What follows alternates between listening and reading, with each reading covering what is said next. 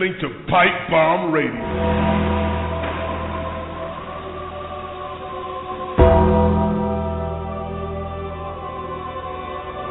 What? With your hosts, Felix Olmedo and Austin James.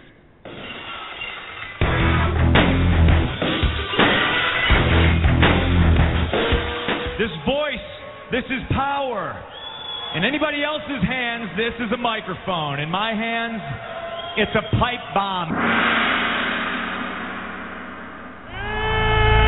It's showtime! Woo! It's definitely showtime tonight, folks. Welcome to Pipe Bomb Radio. Of course, it's I, your host, Felix. Austin shall be joining me here momentarily. Tonight we have a double whammy, a double feature, a double scoop, if you will.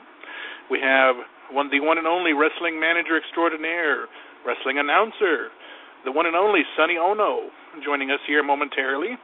And in the second half of our show, we will have, returning to the show, wrestling superstar Jack Jameson. We had so much fun with him the first time around, we had to have him come back because, you know what, I think we just basically hit the tip of the iceberg with this young man. I mean, come on, the first part of the show we dedicated to his animals. I mean, how cool was that? And then we bring him back to talk about what it was like to train with one of the all-time greats coming out of Calgary, Alberta, Canada, Lance.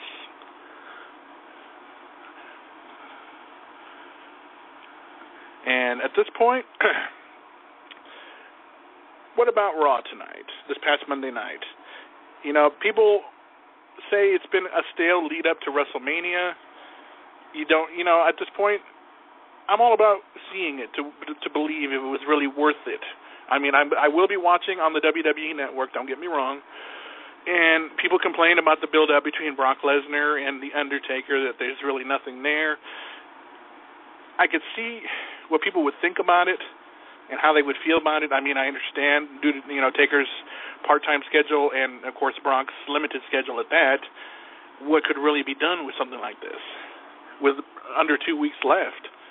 I mean, at this point, Brock has really not gotten the edge over on Undertaker, and people are wondering, will he be able to keep up? I mean, The Undertaker just turned 49 this past Monday, yesterday. Wish him a happy birthday. During their first encounters 12 years ago, they were not able to really, I mean, they had great wars, don't get me wrong. They had some bloodbaths. The Hell in a Cell from 2002, I mean, Undertaker gave Brock his stamp of approval. And then to put him back in there 12 years later, I don't know. The speculation of Sting returning, Undertaker, there's always speculation whether or not the dead man will return for another WrestleMania. What's he got left in the tank? What's he got left to prove? I mean, really. But also with Daniel Bryan missing, any authority, of course, gloating, people are disgusted with the beatdown that Triple H gave Daniel and, of course, Stephanie. You wonder. People get disgusted with the fact that it's, well, I'm not really sure how to say. I mean, it's Triple H of old. If people wonder, this was the way he was way back when, during the original McMahon-Helmsley era, back in the late 90s, early 2000s. But let's see. I believe we may have our guest of honor calling in. Let's find out. Yes. Hello. Yeah. Yes. Is this Mr. Onoo? Maybe. All righty. This Who am I is not speaking Mr. to? Onoo. This is would Jack. Be, this would Other be half. Jack. I was waiting for somebody to call in because at this point I was expecting Mr. Onoo to call in first, but I haven't heard from him yet. And Austin, well, who the hell knows where he's at? And it's funny that he's running late tonight. So, well, I don't know. This is the reported time for me, so I am calling. I guess we're all over the place tonight, but that's all right. We can make it work. So how you been? This is the last time we spoke to you, man. My beard's back. I missed this thing. Yep. And Go ahead. I was just saying, not too bad. Recently just moved from my luscious home in Austin, Texas, and now I'm out here in Tampa. Tampa, Florida. So, how's the weather like out there? You know what? It's no different than Texas. 1 minute it's freaking hot. The next day it's freezing. The next day it's raining. It's just like home, except more humid. You know, I've heard Texas is pretty bad. I mean, I've lived in Arizona, but Texas and Arizona, I guess you could say it's pretty dry heat. But overall, I mean, I know we dedicated the last show to your pets, and I know Austin really wanted to touch on your training up with Lance Storm in Calgary. So we'll just start off right there. I mean, what made you decide to go up and work with Lance? I had already been in the business for about 2 years, and really just wasn't happy with where I was at. And so I looked into furthering my wrestling education, kind of treating it like I had already gone to college, and now it was time to go to grad school. So I looked at a couple of schools and ended up on Storms because just a lot of the feedback I had been hearing from it, positives.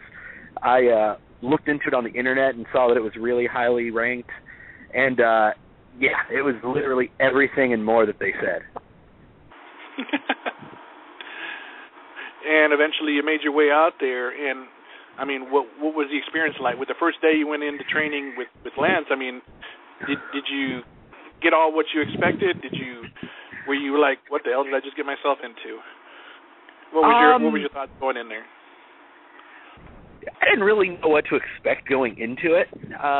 He was really cool. He picked us up from the airport, so I at least got the oh my God, this is Lance Storm out of my system on that day. But when I got into class, I mean, the way he does his programs is legitimately, whether you have experience or not, because a lot of people don't when they go, he's starting you off on day one, like for all wrestling. You're going to start and you're going to learn the basics. And then, you know, as it goes on, you progress together as a class. And, you know, near the end they start doing matches. And what's really cool is everybody that's in the class is guaranteed a match with Lance Storm. So I can say I've done that. Yeah, when he feels we're ready. You know, it is and it isn't, because by the time we get to the matches, we're so comfortable with them, and he's just Lance to us. I mean, that's true. So it is and it isn't intimidating. It's no different than, you know, wrestling someone that you saw on TV and just being starstruck. But at the same time, we've got to know him, so it was a little bit of an easier transition than, oh, hey, you're booked on the show against this guy. Gotcha. And, you know, going over there, you kind of have to make it a point of being there for a couple of months, at least maybe up to a year, depending on how much you want to learn. I mean, did you have to pick up and actually get a job while you were there? I mean, did they have like a live-in facility, like a dorm, so to speak, for you guys to stay in or something?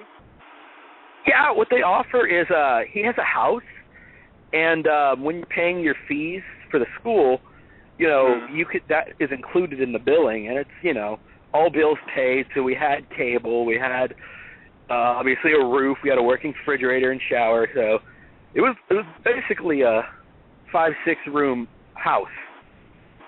But no, I was fortunate enough that I had a pretty decent job before I went out there, so I was able to save money. So I was literally able to focus on training every day that I was there. Nice. Because I was talking about this with Austin, because he was like, dead set. I'm like, that's where I'm going to, he's like, I'm going to go there. I'm going to train there. I'm going to get, I was like, I'm thinking about it, though. You got to have a passport. You got to obviously have the money. Yes. I didn't, and obviously by what you're saying, too, I mean, obviously you pay the fees, and you get everything, you get the training and everything else included. And, I mean, what was Calgary like, while you were staying there? Did you get to enjoy some of the sites? Yeah, Calgary was awesome. My grandpa actually had made a deal with me that he would put the money in my bank account for a bus pass Or he was like, you can just keep the money, whatever. That was my Christmas gift from him. So, of course, thinking like any logical, rational person would, I kept the money. And what's it called? So me and my roommate, Steve, actually got to explore a lot of the city. Got to check out the malls. The Chinook Mall is freaking amazing. Like, I'm a guy that usually goes to a store, goes in there for what I need, and then leaves. And I was in there for 3 or 4 hours. That also would attribute to my, like getting in shape pretty easily, as it took us like 2 hours to get to the Chinook Mall walking. And then, you walk around the mall, and then you walk home. Oh, damn. That's a good cardio right there. Oh, yeah. Yeah. But, no, Calgary was amazing. And did you ever get the chance to go see the Heart House? I did not. I don't know why I didn't do that. I now have a check. Hey, I'm just curious because I know I want to say they made it. They should make it into like a museum, but when I talked to Julie, Brett's ex-wife, I don't believe that's what they're doing with it. I believe that the state owns it there or something like that. I don't know the details, but it's too bad because that place had such history with it that people would definitely want to come from all around the country just to check it out, to be like, this is where Brett and Owen and all the Harts trained, and a lot of the other guys that came through, I believe Piper and even Lance. I mean, I believe Lance even wrestled there for a bit. Lance did. That's where Lance trained. Not in that particular area. He actually trained. They actually got like a school, but still, he went there. I mean, he got to go into the dungeon. Yeah, and it's starting to look like the Storm Academy is about to get, if it doesn't already have that reputation as well. Like, I mean, hell, he had Emma. He has, let's see, he had Tyler Breeze train there. From AAA, he had Taya Valkyrie. Trained Dolph Ziggler. A bunch of Austin's favorites right there, you just mentioned. Yeah. He's got a nice little checklist. And actually, he's having his very first Storm Wrestling Academy graduate perform at WrestleMania this year. Are you serious? At the Access or at the actual show? No, Emma. That's right. I didn't even think about that. Oh, well, yeah, they just announced it last night. My bad. Okay. Yeah, that's pretty awesome. I'm sure he's a proud papa. He is. Do you stay in touch with him from time to time? I mean, did you ever go to him for any advice while you're on the road, and maybe some matches you have him watch for you or anything like that? Yeah, absolutely. He's a really big help. He'll keep in touch with us, check up on us, see how we're doing. I haven't sent him any matches yet, but I mean, we do have that ability. That's cool. Have you ever thought of actually going back there and maybe working with some of the newbies that come through his school, or maybe offer some of your advice from the time that you? How long ago did you go there? I graduated in March of 2012. Oh, so that was not too far back. I mean, have you ever thought about going back and maybe working with some of the newbies? Actually, my roommate, Steve Bird, as he wrestles, and Rio Riley, who are are all former graduates, have talked about going back and not even like, I mean, if there happens to be someone there, obviously you help them out, but we were talking about going and just having like just a class reunion or something. That's not a bad idea. Something to think about and have some fun. Absolutely, go down there, train with them. Does the WWE the I guess you can call them the scouters, the recruiters, or just in general WWE people, do they actually visit his school quite often? I mean, do they check out some of the prospects? Obviously, they got some of them that have come through, like you mentioned, but from what you remember, did they ever really stop by there while you guys were training at all and just kind of look at you guys, check out what you were doing? WWE never came in when we were there during my class time, but obviously, if WWE comes into town for a show, it hasn't been unheard of for Lance to take the class down there, and that's cool. Of course, obviously, they'll get a hopeful looking backstage tour. Sure. I want to go check out the buffet. I've seen that thing. There you go. So, what's the deal with you and your, I guess you can call him your former partner, Paul London? You guys keeping in touch? Yeah, I mean, we're still tag champs. My bad, you still are. Hello. We are still currently. The last show we had. So how you guys been doing? You guys still reigning tag team champs? We are, and we are still enjoying our shitty horror movies. It obviously has been a little bit difficult to enjoy our shitty horror movies when I am now in Florida, but you know, we still keep in touch. We still hang out when I'm in town because he is definitely someone that has been watching my matches and helping me improve. I mean, obviously he's on the apron, so he kind of has to watch my matches. Yeah.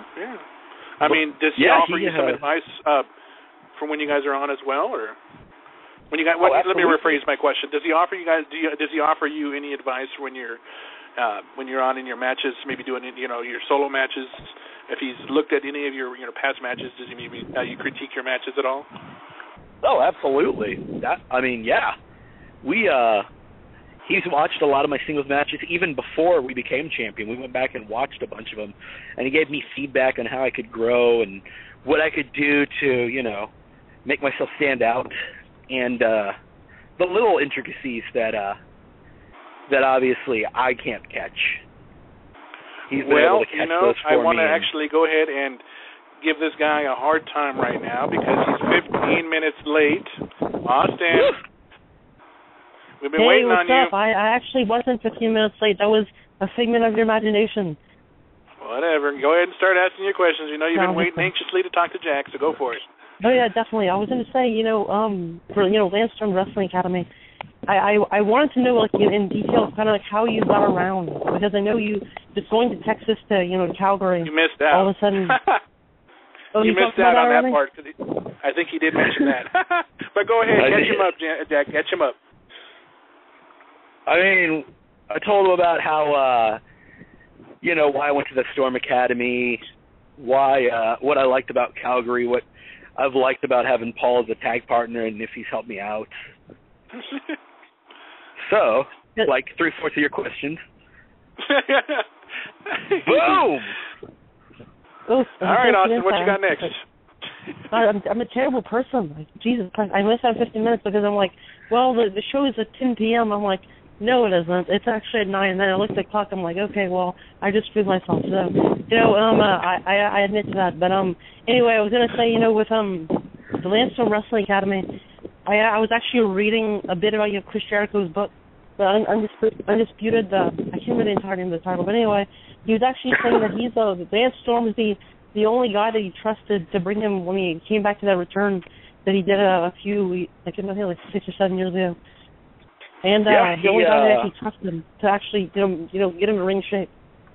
Yeah, before he did that first comeback back in 2007, Jericho actually came to the school and trained with Lance to get ready.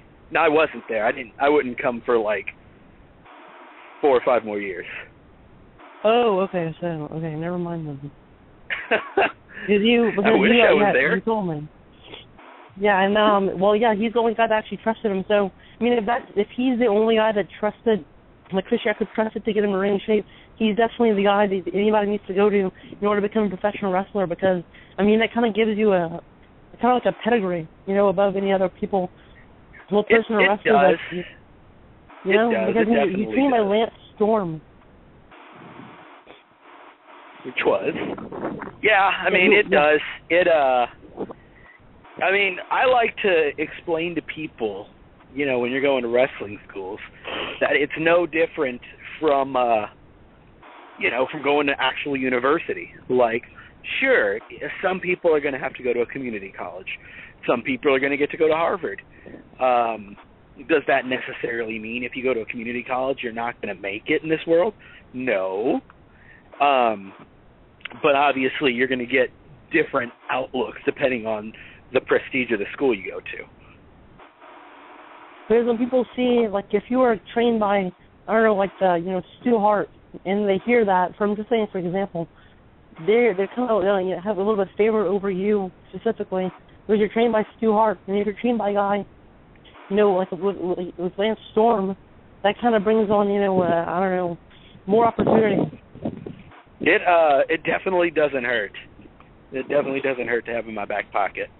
Plus, the thing that I've really been noticing as a Storm graduate is we all really do stick together. Like, I've become buddies with Rhea O'Reilly over the last year, and we bonded because we were both Storm students. Obviously, I am really good friends with my roommate, and then just recently here in Florida, I had wrestled a guy by the name of Aaron Sola a few times, and then just recently we found out that we were both Storm graduates, and we just bonded over that. Like, I guess that was kind of our segue into a conversation, and we were both like, oh, we have shit in common. We're friends now. I don't know if you ever said this before in the interview lately, but I'm saying that, did you, what made you kind of want to go, how did you kind of decide that you were going to Storm Wrestling Academy? Was there somebody that influenced you to go there? Really just research.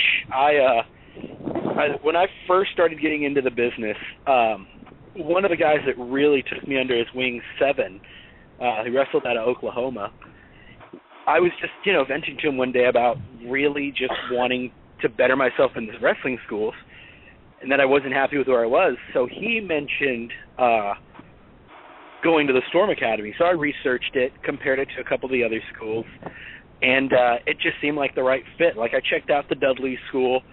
I checked out, I was actually looking at Can-Am's wrestling school. And I don't know, the Storm Academy just kind of seemed to fit. So I went ahead and gave it the old college try. So did you ever, I know you're from Texas, I believe. That's what you say, you're from Texas. Did you ever check out Rudy Boy Gonzalez's school in San Antonio? I've never been to his school per se, but I've wrestled on a couple of his shows. So, and, Rudy will come to kind of some of the local shows that I used to do, and he would watch my matches and really give me some good feedback. Like, Rudy is definitely someone I'm glad I have in my little corner of friends. Definitely. Now, when and more about the Storm Wrestling Academy, I can't just stop talking about that for a second. But is it totally worth the price? I think it's $3,000 something to actually go there. But for going and actually moving to Canada, how was that hard to just to move to Canada? I want to go to the details on how you actually. Is it easy to get into Canada? What's that? Say it again. Is it easy to get into Canada? What steps did you take to actually get? I don't know what they call it. Passport would help. What was? Y'all both were talking at the same time. I didn't catch that. I'm sorry. He asked how difficult was it to get to Canada? I mean, to get into Canada. I already had a passport because I did speech and debate back in college, and so we would debate internationally. So really, it was pretty simple. Storm actually comes and picks you up from the airport. Really? Yeah, and he drops you off at the house wherever you need to go. He introduced me on that particular drive to Tim Hortons, which is my new favorite place of all time. Yeah. I hear that. Buc-ee's still better. Yeah, that's like McDonald's of Canada. They actually had a McDonald's in Canada. No, I'm saying that's like the McDonald's of Canada. Because in America, you always hear about the McDonald's, but in Canada, you're always hearing about Tim Hortons. I guess they have one every on each block. And I hear about it all the time when you're talking to Canadian people. No, the big thing here in Florida is Wawa's. Wawa's? Never even heard of that. Yeah. Is that like a Waffle House or something? Huh? It sounds like a Waffle House. It's like a breakfast or something. What is it? No, it's a glorious gas station. Oh, glorious! It's like a what is the 7-Eleven? So it's like a 7-Eleven, just like a. Think of a bigger 7-Eleven. Like, really? it's got its own... I mean, it's got its... Think if 7-Eleven and Subway had a love child. Totally. I can totally think about that. Yeah, we'll go with that. Oh, and they have really good coffee. Like, Wallace has really good coffee. So go ahead and throw, like, Starbucks in there. Now, you were talking it's a about... three-way love baby. Three-way love baby. Yeah, I didn't see that. But, you know, you're talking about the actual house that Lance dropped you off at. What was that? Did that come with, like, the actual, like, you know, payments into actually going to school? Was it like a what? Like when you actually went to Lance Storm's, like you said you rented out a house. Was that did that come with the payment, like to the wrestling school, or did you have to pay for that separately? No, you pay for it separately, but realistically, it's a better deal overall versus getting a hotel or like an apartment of your own, because all the bills are included. It's got a kitchen, a bathroom. It's really good for the money. So I was thinking, because I know there's Wildcat. I mean, that's the closest wrestling school. You know, to me, it's Wildcat in New Orleans. But I'm like, well, I don't. I think the gas would be expensive if I would have to drive back and forth, you know, every 3 or 4 times a week. So why not just take a trip to Canada, you know, Calgary, and get a place there? And you know, you said it was like in walking distance from the actual academy. Well, it's like a 45-minute walk. That's a walking distance.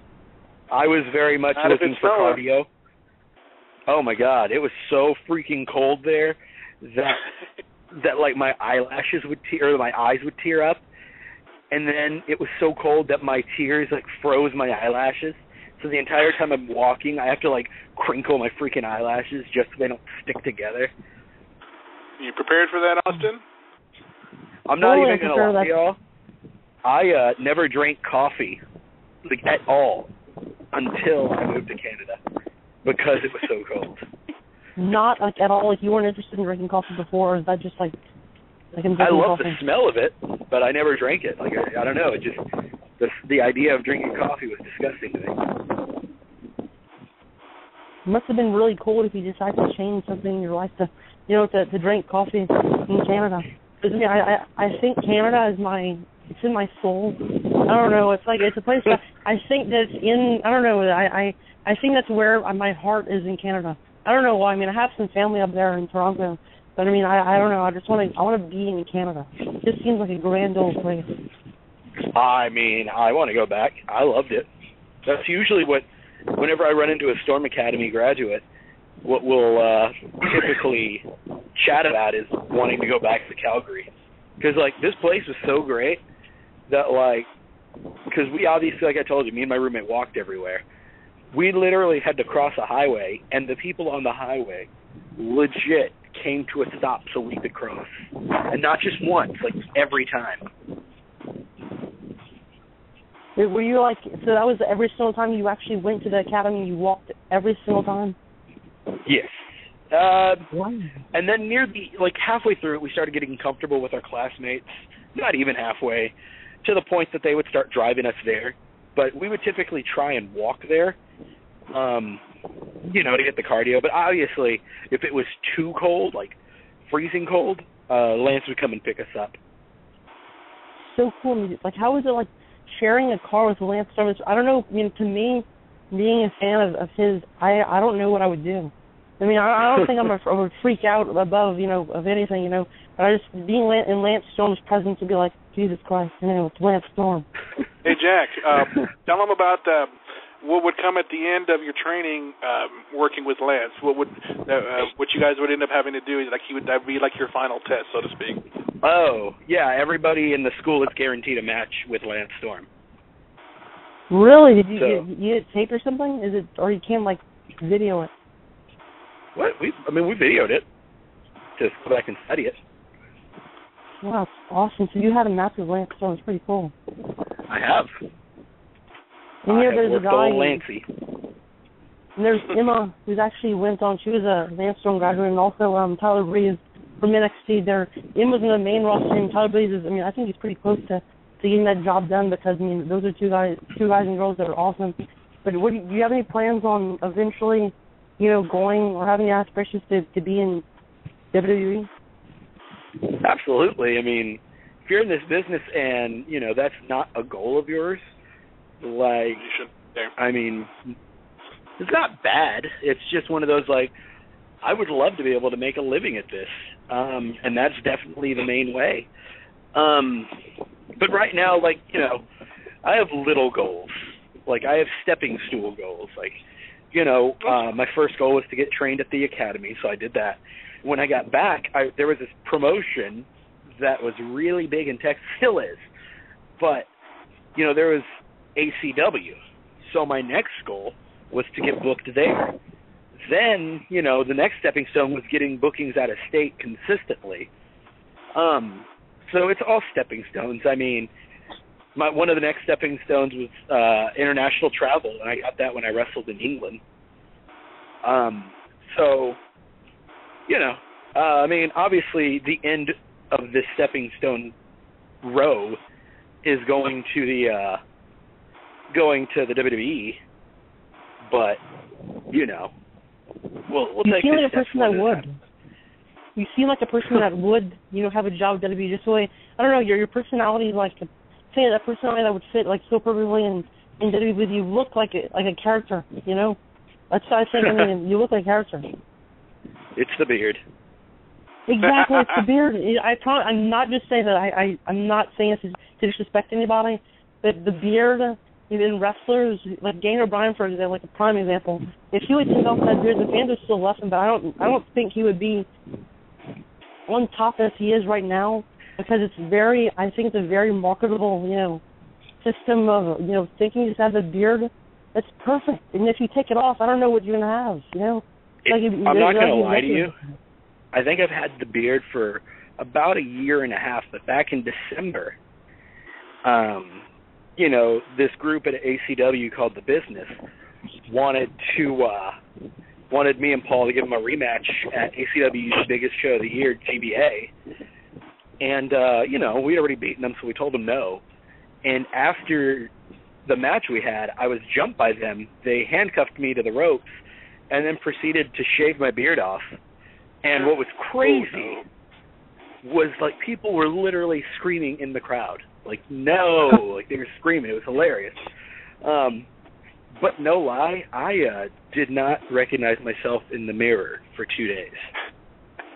Well, yeah, no, like, I literally had to double look every time. Wow, that's so nobody was like crying. I think I'd be crying if I was in the crowd. If they shave off your beard. I'm not saying that if you like, I don't want to come off as disrespectful and saying, well, you don't have a beard, then you don't have anything. Well, anyway, and your beard, I think, and Daniel Bryan's beard, for example, are just, I don't know, it looks very well with you. It kind of puts everything together. I mean, if I could provide any talent to this world, it's being able to grow facial hair. So, your tag team partner, Paul London, is a very interesting topic. He is an extremely interesting person, but I love him. He's the best. I know. We had him on this past August, I think, October, I don't know, but there's a grocery store interview, and then he actually, just the way you would think a person in a grocery store would be like, oh, well, I want to call you back, this is not a great time, but he worked with it. I'm not even kidding you. He worked with it and just basically put his environment into play. Excellent. That sounds like something he would do. He bought all gluten-free products, I'm assuming. Oh, well, he didn't tell us that part. Kool-Aid, everything. I mean, anything. That's fantastic. Yeah. Well, with you, your tag team champion, Paul, who did you actually defeat in order to become tag team champion? Because I know I don't think it's recent, but it's maybe like 3 or 4 months ago that happened. We won the tag titles back in September. We've had them for a little bit. Who did you defeat in order to get that? Who do I see winning it back? Who did you defeat in order to? Oh, I was like, nobody. We're going to keep them. We beat Jojo Bravo and Angel Blue for the tag titles. Oh, so it's like a mixed tag. Because I know she's that's how ECW is. Well, They kind of work with this mixed. At Anarchy, they don't really see, like, it's not a big deal for a guy to wrestle a girl. Like, hell, probably one of the most vicious and brutal matches I've ever had in my career was against Angel Blue. Really? Yeah, we did not like each other. And, what's it called? You know, she tried to cut my beard with scissors throughout the match. I may or may not have grabbed the scissors and cut her forehead open. She may or may not have kicked me off a balcony. It happens. Well, I kind of see a recurring theme here that everybody takes advantage of you with your beard. It's like if they're not getting their way, they're just going to pull your beard and have a scissor in the back pocket 24/7. Yeah, I mean, if you obviously can't out-wrestle someone, you're going to want to go for what's going to get you the advantage sooner. Some people pull hair. I have short hair, so they grab my beard. So, one thing I wanted to touch on is that you have kind of an interest in Bastion Booger. I don't know why. I love Bastion Booger. What is the interest in him specifically? Because I know because he's amazing. What more do you want in a superstar? I don't know what I want. I think it stops with him. I think it's the least. I don't know. Bastion Booger is the greatest pro wrestler of all time. Me and a friend of mine who has her own podcast called The Mandible Claw, Danielle Matheson, have actually christened January 25th National Bastion Booger Appreciation. Wow. That's right. So, legitimately, I mean, obviously, if you can find WWF or WWE bars, by all means bring them, but, you grab an arrangement of things. Pizza. It's like Thanksgiving with inappropriate food. I liked Bastion Booger when he was Norman the Lunatic back in WCW, but that's just my... He was okay, but he was no Bastion Booger. No, he wasn't. No one is. But Mike Shaw was one of the best. I literally had a buddy of mine in Austin make me a compilation of the best of Bastion Booger. And the icing on the cake, the last chapter, is Bastion Booger's theme song on repeat for 2 hours. Wow. I may or may not have not seen that track yet, but I have it. It's mine. I bet you stuck through every single disc of that set too. Yes. Really? Yes, I did. Well, is there any proof of that? Is there any video of you? Is there any proof of you actually sitting through a Bastion? But I don't know. I'm probably making him seem like he's bad or anything. I don't really watch, him for 8 hours. Oh my God, no! Treat yourself one day. Just YouTube it. The other day I found Razor Ramon versus Bastion Booger. Oh yeah. I like to watch. I'm a huge fan of Jushin Liger.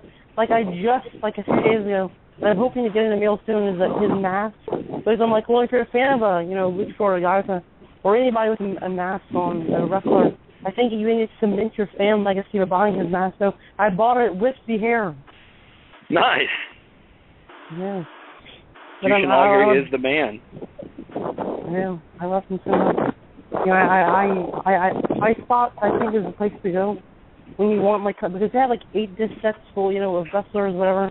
And Jushin Liger got this 8 disc set from High Spot Studios, and it's great. So even though it makes no sense what we're talking about, but anyway, you and Paul London tag team champions. How long do you plan on keeping the tag titles around your waist? I guess until I don't know, probably forever, and then add 3 days to that. I don't see us losing them anytime soon, because that would be weird to go into a match and say I am losing today. I feel that I will probably hold them with him forever, and we'll make a holiday based on our reign as tag champions, where we will all watch Bastion Booger tape. Jack, I actually wanted to ask if you wanted to. It's up to you. But we do have our other guest who was supposed to join us tonight, Sonny Onoo, calling in right now. Would you like to hang on and join us, or? What would you like to do? I actually have to go get ready for a flight tomorrow back to Texas. Oh, I'm sorry. No, you're fine. I just wanted to see if you wanted to hang in there and hang out with us and talk to him as well, or we'll catch you next time. Hey, if I happen to get finished soon, I might call back in. There you go. I hope you do, man. But thank you again for joining us tonight. And I know we definitely got a whole bunch of questions answered that Austin wanted to get answered on air for sure. But we appreciate you coming back and talking with us tonight, man. We really do. All right, guys. Y'all have a good evening. You too, man. And without any further ado, the one and only Mr. Sonny Onoo. Good evening, hey sir. Guys, how are you? How you doing? Hey, really doing good. Sorry doing I'm good. late. I just got out of wrestling practice. Awesome. With my kid at the local college here, and the practice ran a little long, and I apologize. No worries. I know. I definitely keep up with how your son is doing, and definitely wish you and your son all the best. He definitely has a very bright career ahead of him. But we thank you for coming on nonetheless, and I appreciate it. In a little bit of time. But I wanted to ask, going back, what were you a fan as a child? Were you a wrestling fan as a child? Well, I grew up up here, and southern Minnesota, northern Iowa. Okay. So it was AWA, Vern Gagne and the Crusher, and Mr. Saito and all that, that group, So yeah, Very I was cool. a fan. They were on Channel 5, KSTP television, I believe, up in Minneapolis, and and then they used to come around they would do tours. They would come through a local Catholic school here in town called the Newman Catholic High School every year, and I was a fan, absolutely. And what ultimately led for you to get into the wrestling business? I mean, were you at the right place at the right time? I mean, you definitely got to work with some really big names. Yeah, I was fortunate enough that Eric Bischoff and I are both ran around in the same karate circuit. Nice. Okay. To explain to people that don't understand, the martial art world, you basically pay. Back in days, we used to just be able to pay $25, go to a karate tournament, and used to beat up people all day long, and then get arrested. Nice. So that was basically what was our deal. We get to go out and try our skill against other opponents, and so we traveled, and as we got better, we traveled the national circuit, and Eric and I, we used to travel the same circuit together. He was up in Minneapolis, worked for karate school up there, and I had my own school down here in Iowa. And we would, whether I would either fly out of Minneapolis or we take a car and we drive down to, Missouri to, Battle of Atlanta and all those big tournaments, and that's how we got to be a friend. And and that's how I know Eric. And Eric got involved with Vern Gagne with AWA. Actually, he went there to sell one of the product that I have, one of the games that I have invented, and Eric went and to pitch that with Vern and AWA, and got on that television. We actually, bought the commercial spot, and they were impressed with Eric, so they hired him as announcer, and that's how Eric got into the business. And after that, he called me one day and said, he moved on to with Ted Turner with NWA, and when Ted Turner bought out Crockett and started WCW, Eric moved up the ladder with WCW and became a vice president of operation. And he actually called me one day and said, "Hey, do you want to go to Japan with me? Because I need to repair some damage that was done by prior management." And so I said, "Yeah, I'll go with you." So we went to Japan, and I get there, and you got a guy like Sakaguchi and Choshu and Masa Saito, probably three of the meanest looking Japanese you can imagine. and I have no idea what's going on, or I'm just translating, and realized that prior management had done some talent exchange, but they took the money but didn't send the talent, so they were kind of pissed at WCW, and basically what happened was they wanted to reestablish the relationship, and I got to be the liaison between the company, and that's how I started working for WCW. Interesting. And you got to work with some of the likes like wrestling legend out of Japan, Bull Nakano, and Ultimo Dragon, and Ernest Miller. I mean, what was it like working with some of these guys? I mean, some of these, and even Bull Nakano. I mean, I think she's retired now, if I'm not mistaken. But right. What was it like to work with these guys? Oh, I'm a big fan of Josh Pro Wrest. Josh means female pro wrest in Japan. I am Akira Hokuto, Bull Nakano, Chigusa Nagayo. These people are legend in women wrestling. And if you ever get a chance, or certainly if you look them up on the YouTube or some of their matches, it is if you're a wrestling fan, if pro wrestling fan, it's unbelievable how tight they work, how stiff they work. It is unbelievable. And if you get to watch them at ringside, like I had a privilege to do, how great these women work. I mean, I hate to say it, but man, they're one of the best workers that I have ever witnessed. And so I was fortunate enough to put in a situation to be able to manage them in the United States and be able to work with them. It was unbelievable times. And when Eric put together the cruiserweight division for WCW, we brought in from New Japan Eddie Guerrero, Chris Benoit, Dean Malenko, Chris Jericho, Ultimo Dragon. I mean, just those names alone is and they were to me, I guess I'm a fan of how well those guys work, and everything they did was such action packed, and because they were trained and they wrestled in Japan, they were just amazing. Absolutely. I mean, I've seen one of the best pro wrestlers. I think certainly the who can produce a match. They were the best. So I was very fortunate to be able to work with those guys and hang out with them and became friends, and I have nothing but respect for those guys. And I know that. Actually, go ahead, Austin. Go ahead. Yeah, Scott Hudson. We had him on last week, and he was saying that. I mean, I asked him a question, basically stating that how was it, as a manager during the times of the Monday Night Wars? Did it get any stress? Was it stressful, or was it still fun?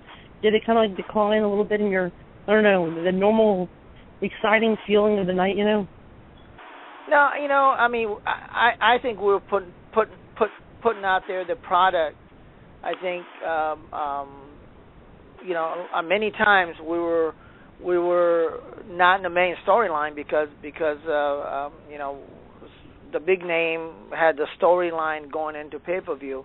We were obviously, the not the main storyline, so we would have, they would have to go out and produce the matches that fan wanted to see. So, we didn't have a lot of mic time or any of those time, but I think their work, the matches spoke for itself. Because if you wanted to watch Ultimo Dragon versus Chris Jericho, or certainly Ultimo Dragon versus Rey Mysterio. Rey Mysterio, or those matches. I think, although they were on the card, but I think those are the matches that people remember. Absolutely. They may not have a storyline, but people say, "Hey, Ultimo Dragon going to wrestle Dean Malenko." Yeah, that's a match we're going to have to watch. Absolutely. And that was some of my favorites. I think that's what made WCW what it was, because the matches they had in the cruiserweight division were kind of sometimes outshine the main events. Absolutely. Yeah, I mean, like I said, obviously we didn't have a storyline, but you had a marquee. I think the cruiserweight had a marquee value, and just on matches itself. In other words, if you wanted to see some of these guys were such a great worker that they wanted to see those matches. I mean, they could come up with hundreds of combination of Eddie Guerrero versus Ultimo Dragon, or Eddie Guerrero versus Jushin Thunder Liger. I mean, those are matches that I think even today, if you put it on a pay-per-view, people pay to watch. So actually, too, that was what I was going to mention. That with the new WWE Network, new fans get reintroduced to those type of matches from WCW, and even get reintroduced to your character on television. And do you ever get questioned about that? Did you ever actually take a look for yourself? I mean, what do you think about a new generation getting reintroduced to your time in wrestling? Well, I know I must be on television somewhere, because my fan mail been I mean, all of a sudden we've been getting all kind of mail. So that's good. I know I'm back on a television somewhere. But yeah, it's fun. I think I was fortunate enough to be on time in period in professional wrestling, which was highest rated television show between those two companies. What kind of rating they were producing, and not only that, I think competition is good, because it made each company to better each other. In a sense, they were trying to one-up each other. So I think competition is really good for the product they were producing, and it was the best of the time. I mean, even to this day, I think the late '90s and those were the best time of professional wrestling in history to date. I mean, certainly I'm being biased, because I was fortunate enough to be in that period with the company, but the stuff was we were doing 10 hours of television a week. I believe it. It was pretty insane. And Austin was just mentioning Scott Hudson. He did mention that you did want us to say hello to you, because as we mentioned, we had him on last week. He mentioned what a great character, what it was a lot of fun to work with you, and he hopes you're doing well, and hopefully you guys stay in touch. Yeah, but, Scott, those guys are great. I mean, I really have, for the people I've worked with, I mean, they're great people. And I was actually, speaking of another person, you just recently posted, I think it was a couple of weeks ago, a picture with Ernest Miller. How is he doing? Yeah, you guys, everything was like at a karate tournament or something like that. Well, Ernest and I, we stayed together. We talked to each other 2-3 times a week. Ernest had a couple different projects. Yeah, we became real good friends, and so is with Ultimo Dragon, Yuji Nagata, those guys from Japan, Liger and them. Every time I go to Japan, I go and stop in and talk to them. Bo Nakano, cool. who has retired. You mentioned earlier, she has a little club, and she also plays the television personality. Wow. So when I go back to Japan, matter of fact, if you take Kensuke Sasaki and Akira Hokuto, who married each other, they've been married for a while now, and there was a couple kids, and they are such a big television personality in Japan. I mean, they're way beyond wrestling. I mean, certainly. But Ernest and I are producing I got him to be a commission for an event we're doing in town that I live in. It's called River City Sports Festival.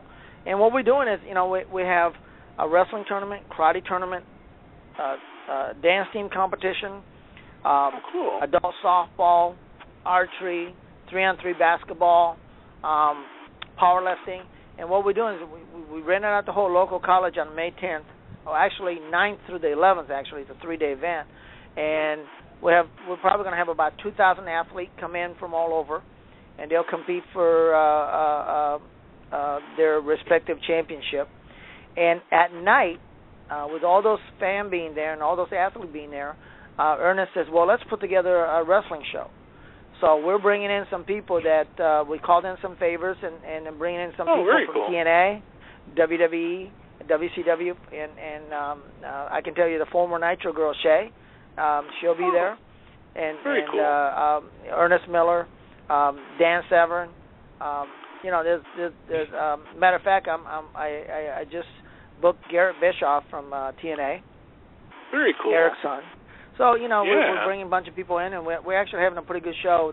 We'll have it on evening of Saturday night on May 9th. Yeah, we'll definitely. I'll keep an eye out too, because I definitely would love to see pictures of how the show goes. Oh yeah.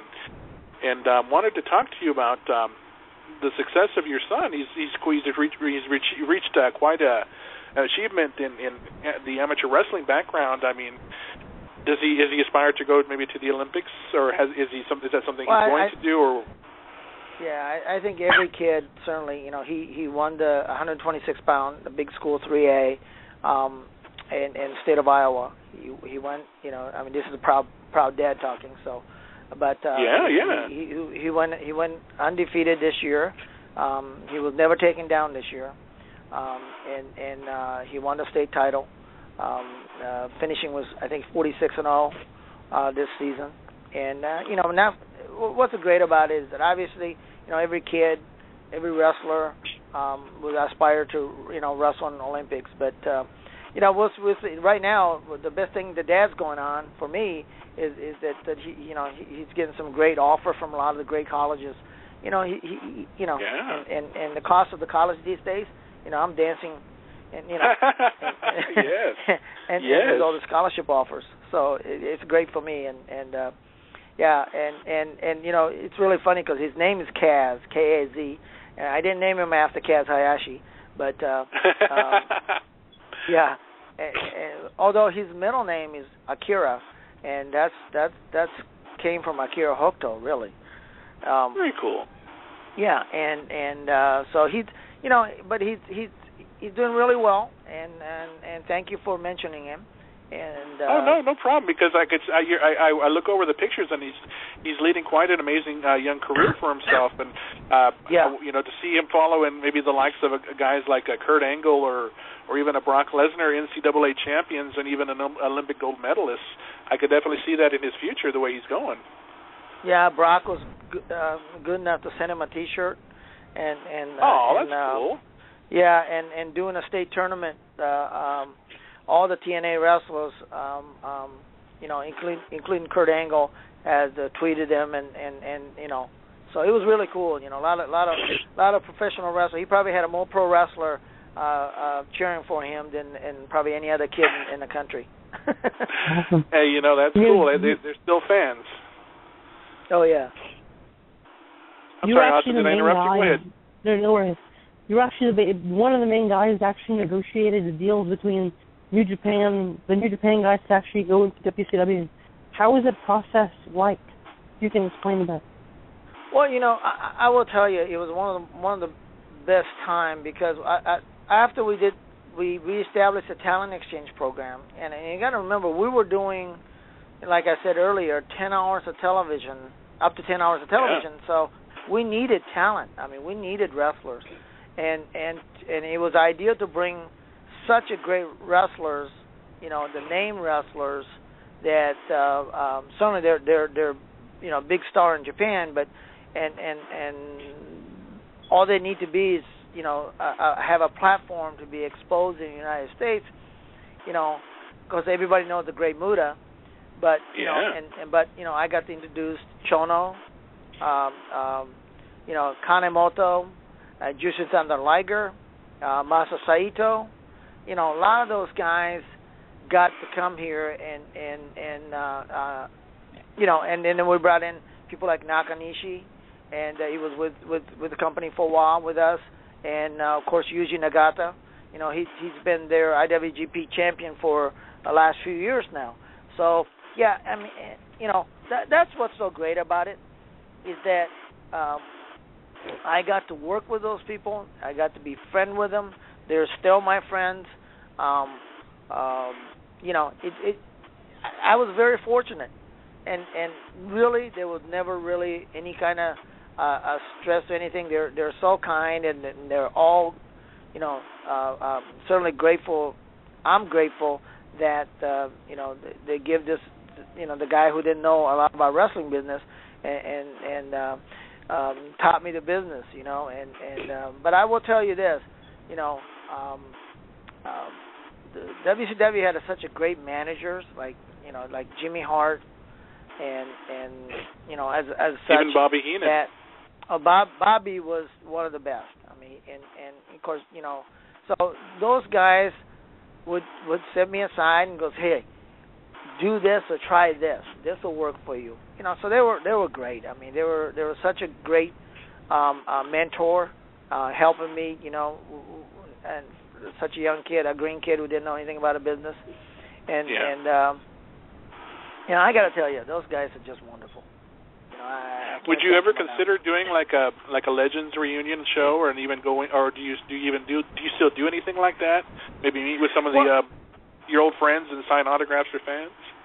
Oh yeah, I mean I done that in a couple places in New Jersey and in a couple places in Missouri, and when I get called, I go out and just hang out with the guys, just for that, and I get to go back to Japan. When I do go back to Japan, I get to do some of that and go meet a lot of my friends. So it is fun, and like I said, the River City Sports Fest, well, I'm bringing in some new stars, the current stars. But a lot of I'm trying to get Disco Inferno to come to my show. I just contacted him, so and we're going to try to bring a lot of these guys here that certainly our local fans going to be these are the people who's not they don't get a chance to see ever, so that's going to be really cool. And aside from that, I'm bringing in on a 3-on-3 basketball that they're going to be doing. I'm bringing the people I met through wrestling. Tracy Murray from NBA, Lakers, he's coming in. Nice. I don't know if you guys ever watched a commercial called Terry Tate, Office Linebacker. He's one of the old WCW trainee guys, Lester Spade. He's coming in, he was just in the movie Transformer. You might have heard of that movie. So these are the guys that I met through the business that kept our friendship, and they're all coming in too. So I want to have a good group of people here, that the people that I have worked with in the past, that it's going to be a lot of fun.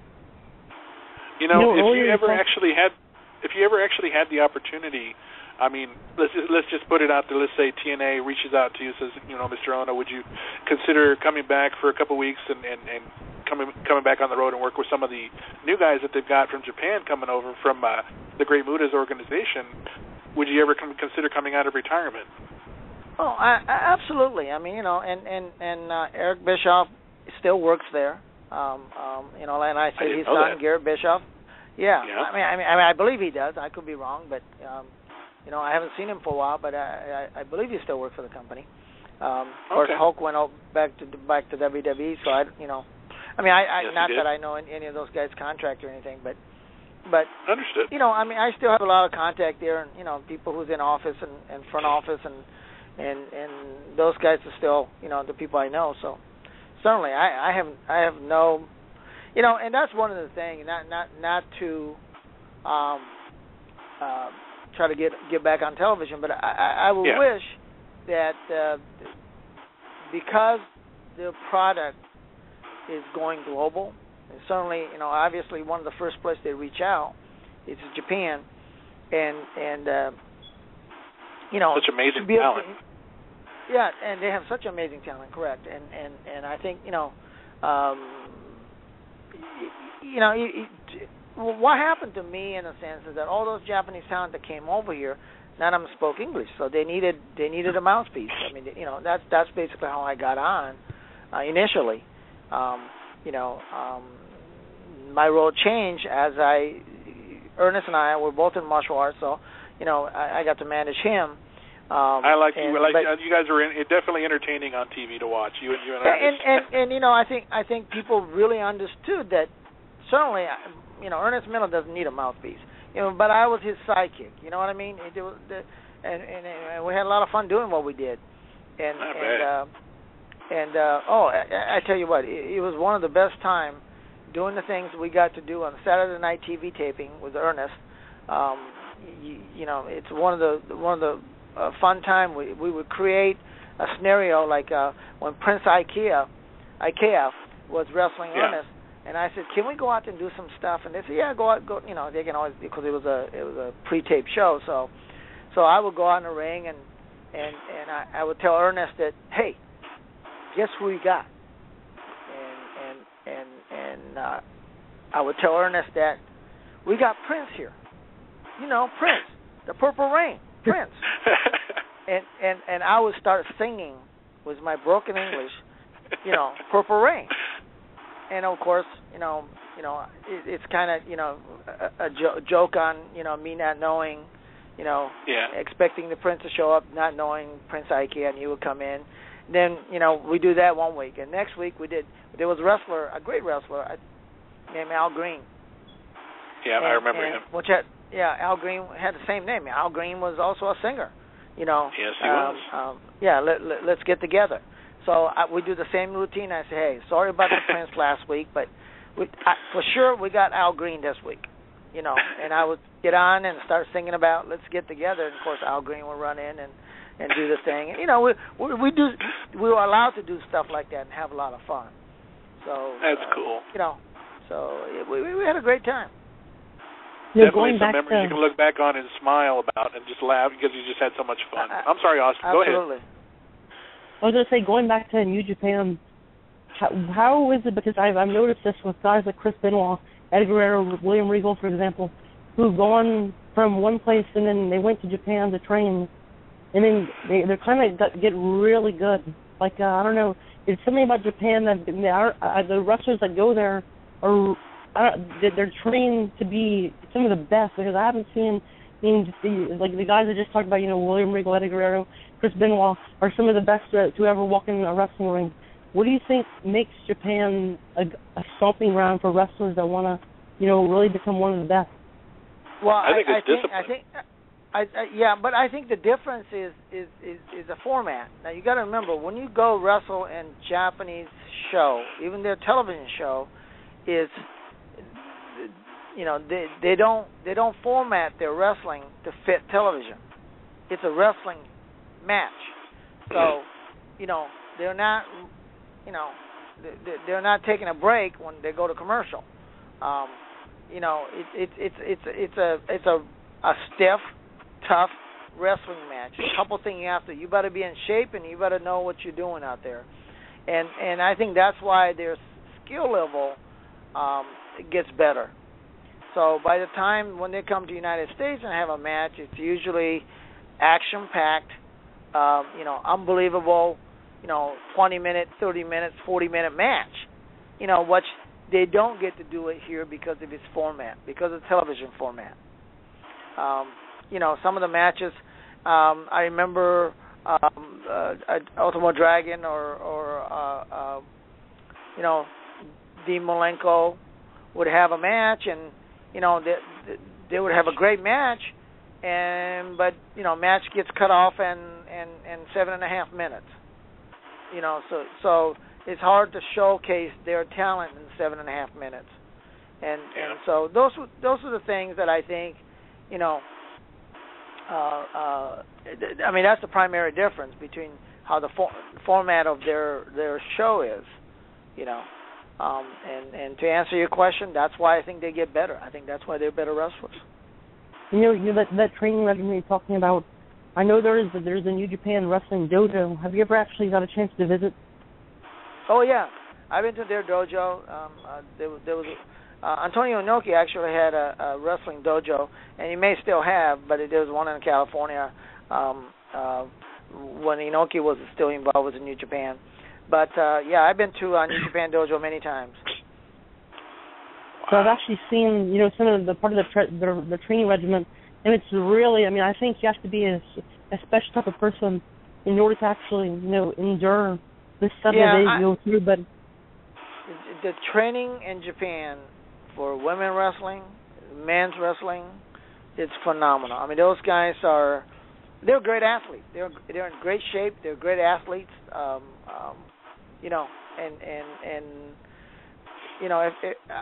wish that when the Japanese wrestlers do come over for TNA, that they would showcase them, because their talent level is it's amazing. That's why I was so excited to see the partnership between TNA and Great Muta's wrestling company, Wrestle One in Japan. When they partner up, they have their, actually a month ago, I think, Sonata, one of the wrestlers in Wrestle One, actually defeated Austin Aries, I believe, to become X Division champion in the first match that he had TNA, the X Division champion. And I love that so much about TNA and Wrestle One, how they came with the partnership, because this is a fresh new. I mean, Japanese wrestling, I think, brings so much like freshness and just new energy, just a style, energy that you can't get anywhere else. And I love Japanese wrestling. It's on a whole new other level. Yeah, I think that and wrestling, the best of American wrestlers or Western wrestling and best of Japanese wrestling, it's fun to watch, because you really don't know what to expect, but it's going to be good. You know what I mean? Absolutely. It's like going to a restaurant and ordering a chef special. It's going to be good, right? I mean, but absolutely. you're going to get full, but anticipation of watching that match fresh and not knowing what's it going to be, except the fact that it's going to be great. I think that's what that can bring. You know what I mean? It's not the same old match. So I think that's what they need to capitalize on, I think. Agreed, and it's always fun to watch the Great Muta in action. I mean, he still gets recognized out here in the United States 25 years after his matches with Ric Flair and Sting, and it's just so much fun to watch that guy. He's still definitely one of my favorites. Right. No, and and they're great people. I'm just telling you, they're one of the nicest people that I have ever met. And if you actually, if your son had gotten the opportunity, of course, after college, would he ever consider going into the wrestling business at all? Is that something that he's ever really thought about? Yeah, no, he's been to enough shows. He grew up and watching. Of course. But he's young enough, so he only saw the tail end of it. He kind of doesn't remember, but he knows. Matter of fact, he did an interview the other day.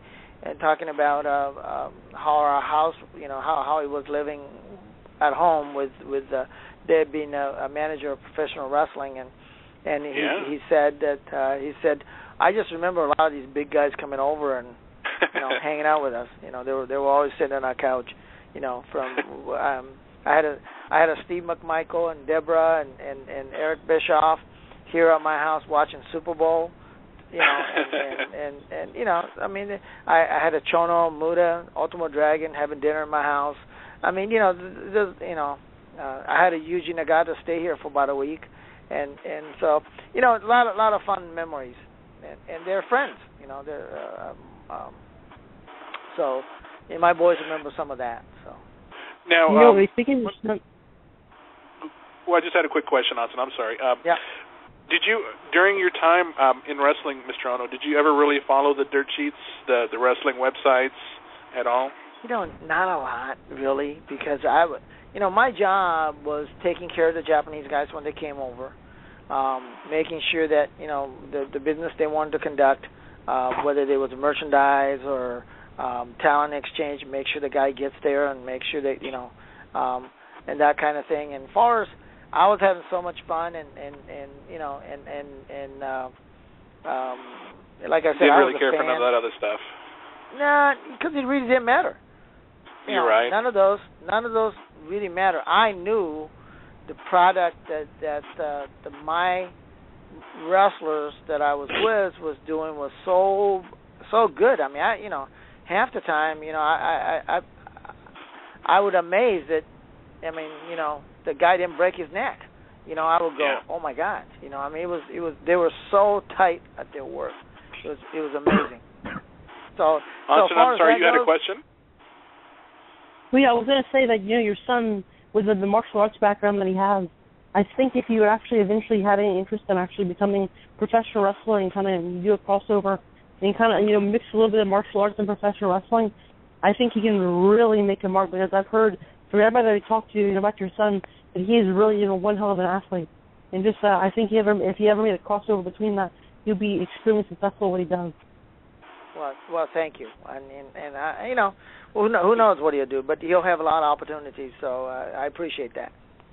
I know he got the chance to work, or you and your son have gotten a chance to work with amateur wrestling legend. I believe his name. And correct me if I'm wrong on this. I believe his name is Dan Grable. Dan Gable, yeah, Dan Gable. My son, yeah, Dan Gable is it's a legend in amateur wrestling. You know, of course, he was Olympic champion. He was an Iowa State coach, and then went on to Iowa. Have a legendary coaching career at Iowa. He actually worked with the Iron Sheik. And what was real funny is that as Dan Gable actually presented my son just prior to the beginning of the state tournament in the beginning of February, my son Kaz was a finalist for Mr. Wrestling in state of Iowa. And that is awesome. So he got awarded a huge plaque from Mr. Gable, so Coach Gable. So it was great. I mean, you know. So. And Mr. Onoo sitting there watching as a proud papa. Oh yeah, that's it. You know, I'm enjoying every moment, like I said. But you know, you know, what's great about wrestling is that it's so hard, you know, and you got to work. I mean, you don't get a lot of certainly amateur wrestling. You don't get a lot of, you know, there's no professional wrestling in a sense that where you're going to make a lot of money like NFL or NBA. But I think they work 10 times harder because at the end of the day, wrestling and high school and collegiate is the only martial art taught in our school system. You know, whatever you call it, there's a fighting with a rule. That's what wrestling is. It's fighting. So, you know, I mean, there's either two things going to happen. You're going to kick somebody's butt or they're going to kick your butt. So that's right. You know, and he doesn't. You know, I mean, it takes a certain type of person to be able to do that and certainly be able to do it successfully. So, yeah. So you know, I'm proud of my kid without a doubt. I do have two final questions. I'll let Austin go first, though. Go ahead, Austin. I was going to say, you were saying, talking about amateur wrestling, and wrestling in general, I think, is a sport. I think, in my opinion, it might not be anybody else's, but it's probably the most strenuous. I'm not saying it's strenuous or anything, but I'm saying you have to work really hard at what you do, and in order to do it, you have to be a really awesome athlete in order to do this. But at the same time, I think this sport has more. The people who actually do it have a lot of respect for each other, more so than any sport that you have in football, basketball. I believe that because you know whether it's professional wrestling, the demand on that professional wrestler who wrestles 300 days plus a year, day in and day out. They don't just have matches on Saturday or Sunday, and there is no season. So there, I mean, it's a absolute grind. And if you're a professional wrestler, and the athleticism and the athlete you need to be able to do that year in and year out, week in and week out, is amazing. And that goes for collegiate and amateur wrestler or high school wrestler as well. I mean, you have to train all the time because if you there is no taking a week off, because if taking a week off, it means is the other guy's getting that much better. That's so. I have utmost respect for wrestlers. Yeah, that's I mean, the closest thing I have to wrestling in Louisiana, there's no, at least in my hometown, there's no actual high school team that allows us to do actual wrestling. So what I have to accept for is jiu-jitsu. So I've been doing that for quite some time, and just the people there, the atmosphere that MMA kind of brings in. Everybody has respect for each other. Like there's not a day that I can remember that nobody called out anybody and then started a legitimate fight or anything. It's just that they have a lot of respect for each other, and that's what I love about it. Yeah, that it's a martial art. You know what I mean? So respect for your opponent, respect for the art. I mean, all that stuff is just great for the one's discipline. And as far as my question, I wanted to ask, looking back on your career in professional wrestling, do you look back and do you have any regrets? Do you think maybe would you have liked to maybe jump ship over to WWE? Do you look back and wish you could have changed anything, or do you like it the way it was? You're happy with everything the way it turned out? Yeah, life. Person, easy to look back and said, "Gee, I should have picked that lotto number." But it that's a good point. It is what it is. So, one, do I have any regrets? No, I don't. I mean, I had a great time. I looked the cup. You got to look at the cup half full. Would I have done something different in retrospect? You know what?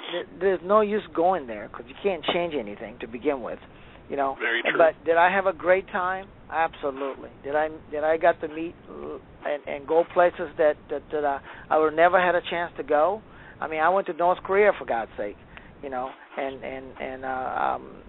making the trip and meetings and some of the people, hanging out and get punched in the back of my head by Muhammad Ali and oh, wow. So the people I got to meet, and people I got to work with, from Hulk Hogan to Rodman to everybody, for DDP and everybody else. I mean, I had a great run. I mean, it was great. That's awesome. That's a great way to look at it. Yeah, no regrets. And, I mean, Do you keep up with any of the wrestling right now with WWE or TNA? Do you have time to watch anything? We do watch. I mean, I don't know. I mean, time to time, they'll bring in and some of the old timers, and I like to see them around. But I think it's very difficult for the company to reinventing itself. I know we got the WrestleMania coming, and I don't know how much buzz is going on right now. So I think it's very difficult to keep reinventing yourself. Keep everything fresh, and I think that's difficult, especially when a company's that big and they have no competition. Yeah, and like I said, I wish, I really do wish, company like WWE will bring in, some of the big talent from Japan. I mean, I would think nice. that So, but who knows? Opportunity may come for me to be able to help put that together. But we'll see what happens. But like I said, I'm very happy with doing what I'm doing. If WWE came knocking at your door tomorrow, Mr. Onoo, to ask if you would go into their Hall of Fame, would you accept? Well, I can't be in their Hall of Fame because I was really never in that company. That doesn't make any difference. They still have footage of you in WCW, and they're, I would say it'd be. I mean, they put in guys who never worked there, like what's his name? Austin, help me out here. The guy Abdullah the Butcher. Abdullah the Butcher. Oh, Abdullah, yeah, the barbecue. He's never been in WWE, so never say never. Never say never, Mr. Onoo. Absolutely. I'd be absolutely flattered. I get flattered by fan mails I get still. So it always amazes me people still want my autograph. So, it's fun. Time to time I'll get recognized, and it's always amazing. And especially, you'd be amazed, amateur world, how many people knows that I was with at WCW. Because a lot of those guys, like Gotch and those guys, they were real shooters that actually wrestled in professional wrestling in early days. Yeah. I mean, you take somebody like Masa Saito, man. He was an Olympian in 1964. He's a real deal. So. Yeah. And I stay in touch with them, with Masa as well. So, it's a lifelong friend that they have become for me. So. Very good, and a lot of great memories. You can always look back on and smile, or even just talk about and reminisce with your old buddies when you do any of the signings, autograph signings, and so forth. But there's many stories that I can't even tell you that happened during my career that it would literally amaze you what some of these wrestlers have done that I witnessed. Some of them pretty violently, and some of them that you'd be amazed. And I sometimes you wonder, God, how are these guys still alive? But Yeah, but you anyway. know, we hopefully one day we can actually talk you into telling us one of those stories, maybe on another, if you come back on the show sometime. Okay. All right. Something to think about for next time, though. But all right. you know, on behalf of Austin, Mr. Onoo, we can't thank you enough for making a point of hanging out with us for as long as you have. I know it's pretty late where you're at as well. We wish you and your son the very best. I know, as we mentioned, your son's got a very bright career ahead of him, and you know, with his father, the wrestling devious manager, Sonny Onoo, you know, with him, I know he's going to go far. Yeah, I appreciate it, and if you guys can do me a favor, and sure. on your website, you can plug rcsportsfestival.com. That's, you know, and we're going to have a pretty good pro wrestling show. They're going to be, I think, matter of fact, press release. Ernest Miller just released a press release about producing that show on May. You know, the event itself will be on May 10th, so in Mason City, Iowa, and so I mean they're going to be able to see, you know, great stars from all over on that show that they will never ever get to see, you know, unless this thing keeps going. So if you can plug that for me, I would appreciate it. Absolutely. I mean, definitely to put the word out about a wrestling show, and you get to see some of the greats from WCW like yourself, and even Mr. Miller as well. Absolutely, We'd be happy to help. All right, thanks, man, and thanks for having me, guys. Austin, I don't know how old you are, but you sound like a great young man and knows a lot about the business. And thank you so much. That's a great compliment. And Mr. Onoo, we think. Yeah, thank you, and thanks for having me. Not a problem, sir. You have yourself a good night. All right, take care, guys. All right, bye-bye now. I absolutely had so much fun with that. Oh, I my know. goodness. He's one of my favorite people now. He's giving me compliments. I knew as soon as he started talking about those guys from Japan, Austin was like, Japan, oh, tell me more. I was going to say, Japan is almost like you go Japan, and then you go Calgary, Alberta, Canada for some of the great places that wrestlers have come out of. And I swear we went from Calgary to Japan, and Austin has been in heaven this whole time. I know. The reason why is because, I mean, that's how I want to, you know, basically plan my career out, because I like to, you know, pattern success. You have guys like Chris Benoit who wrestled and trained in Japan, you know, with so many different guys like, you know, Bret Hart and stuff, and the Hart family. I just keep on naming different guys that have been from Canada or whatever, and then went to Japan, and wherever it was from, and then went to Japan, has been so successful what they've done. In the future, you look at guys like William Regal, Eddie Guerrero, Dean Blanco. I can keep on naming every single person. I can name a lot, but it's just, and you know, he has such a great outlook on his career. I mean, he could have been like, you know what, I should have went to WWE. You know, but he was happy. He's met great contacts. He stays in contact with, and just hearing the stories of you know even Bull Nakano, the women wrestlers out there who are brutal, that would totally put these women wrestlers here in the United States to shame. A lot of them, you know.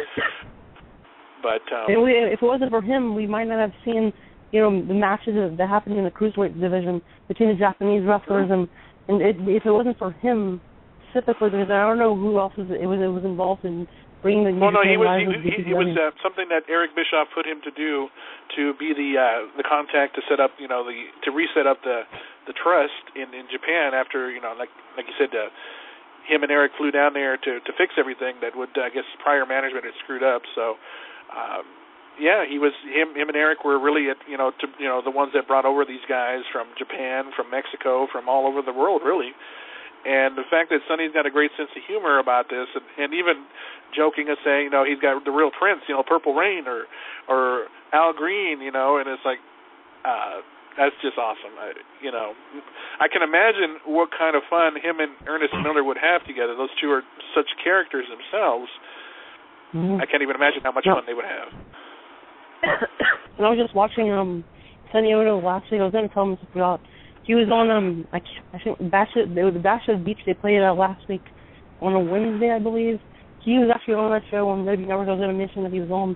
So that's what I was telling him. I said, you know, he, with the WWE Network, a new generation is getting reintroduced to who he was in the wrestling business, what he meant to the wrestling business, the guys he worked with, the gals he worked with. I mean, these women were double tough. And that's what I said. If WWE ever came knocking at his door, I don't care if he never worked in WWE. he meant something to the wrestling business at one time. You know, like Bull Nakano. Would they ever put her in there? I don't see why they wouldn't. She's definitely worth it.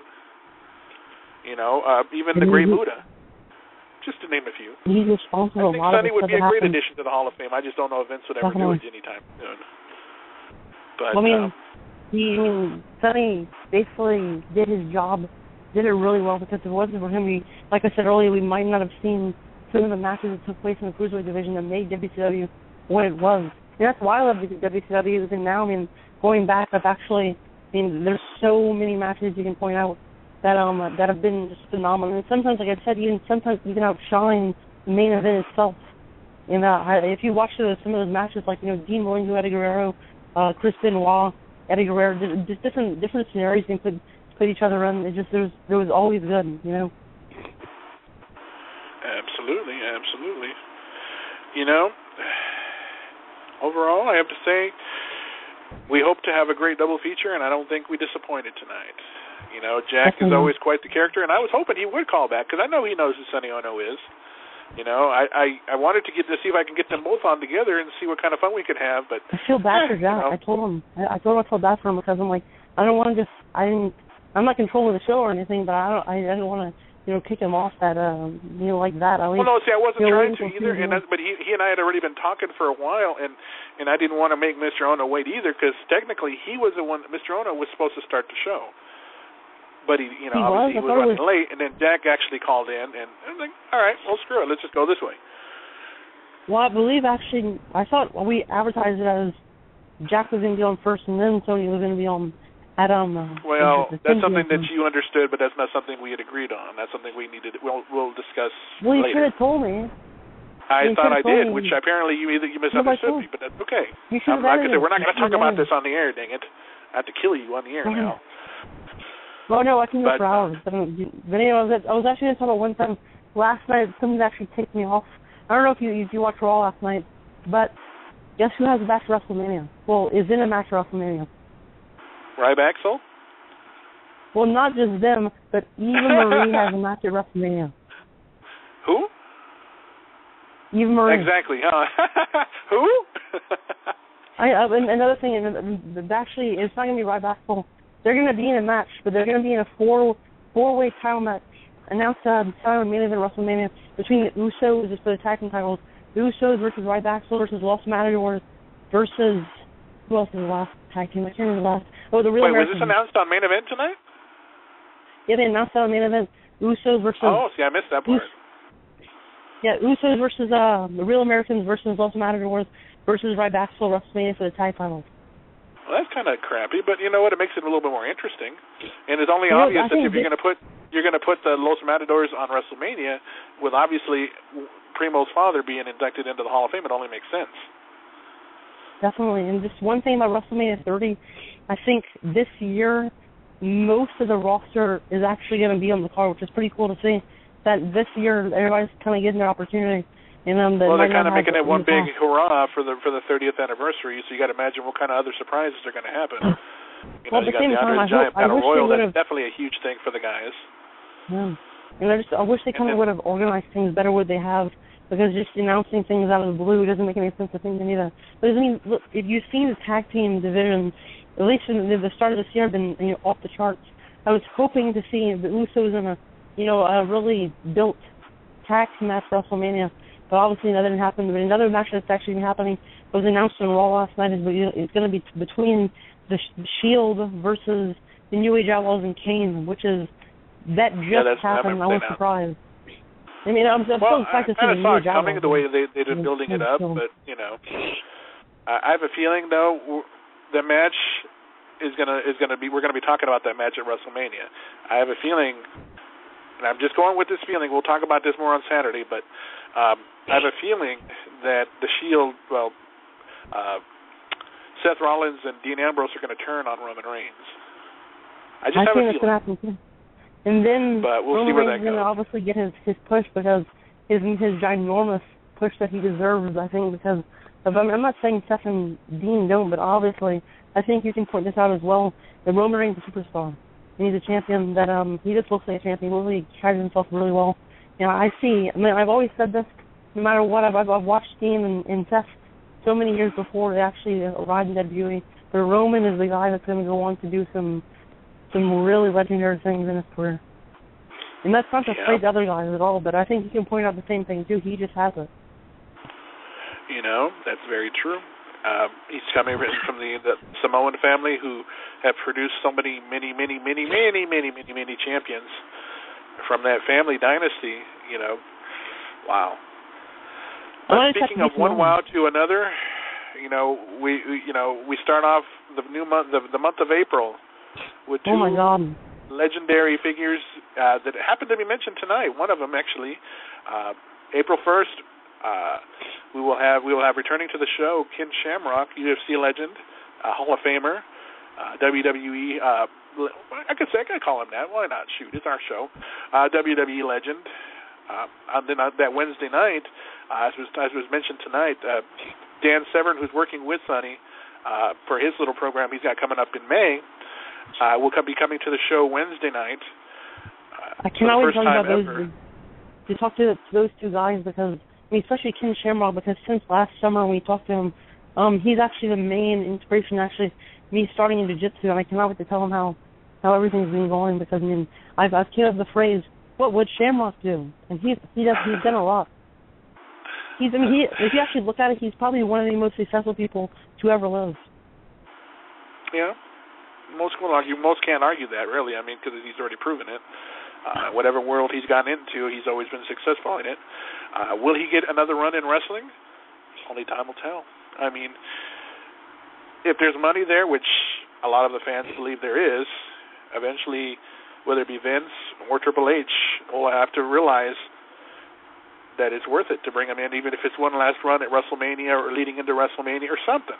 Why not? Or even if for an old school show, like they did those little old school shows for Raw. Even if for that, I would be happy with that. Just to see him, you know, back in WWE for a second would be awesome. Well, with them not having a great relationship with Chavo Classic, for them to bring him back, why not? I mean, hey, they brought him back for one night only, and that was, I think it was in 2010, if I'm not mistaken.